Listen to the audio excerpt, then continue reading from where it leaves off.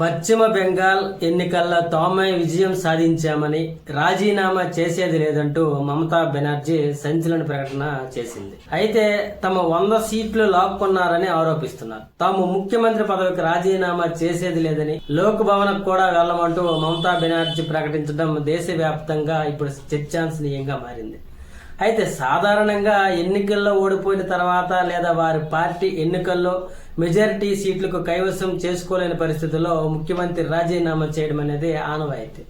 రాజీనామా లేఖను గవర్నర్కు పంపించడమో లేదా స్వయంగా లోక్ భవన్కి వెళ్లి రాజీనామా సమర్పించడమో జరుగుతూ ఉంటుంది.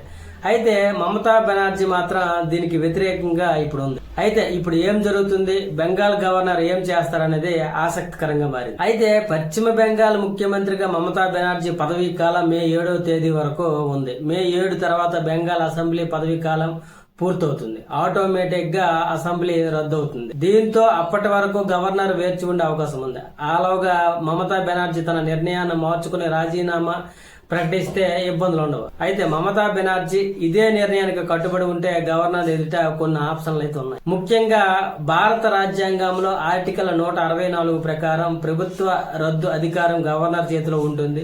ముఖ్యమంత్రి అయినా మంత్రివర్గం అయినా గవర్నర్ ఆమోదం ఉన్నంత వరకే పదవిలో ఉండే అవకాశం ఉంది. ఎన్నికల ఫలితాల తర్వాత అధికార పార్టీకి మెజారిటీ రాలేదని నిరూపితమైతే ముఖ్యమంత్రిని తొలగించే అధికారం ప్రభుత్వానికి, రద్దు చేసే అధికారం గవర్నర్కి అయితే ఉంది. ఒకవేళ తనకు బలముందని ముఖ్యమంత్రి వాదిస్తే శాసనసభ సమావేశపరిచి బలాన్ని నిరూపించుకోవాల్సి ఉంటుంది. అలాగే బల నిరూపణ ఓడిపోతే ముఖ్యమంత్రిని తొలగిస్తారు. అదేవిధంగా మరోవైపు ఆర్టికల్ 356 ప్రకారం గవర్నర్ రాష్ట్రపతి పాలనకు సిఫార్సు చేయవచ్చు. ఇలాంటి గందరగోళ పరిస్థితులు తలెత్తిన ఏ పార్టీకి స్పష్టమైన మెజారిటీ రాకున్నా కూడా రాష్ట్రపతి పాలన సిఫార్సు చేసే అధికారం గవర్నర్కి అయితే ఉంది.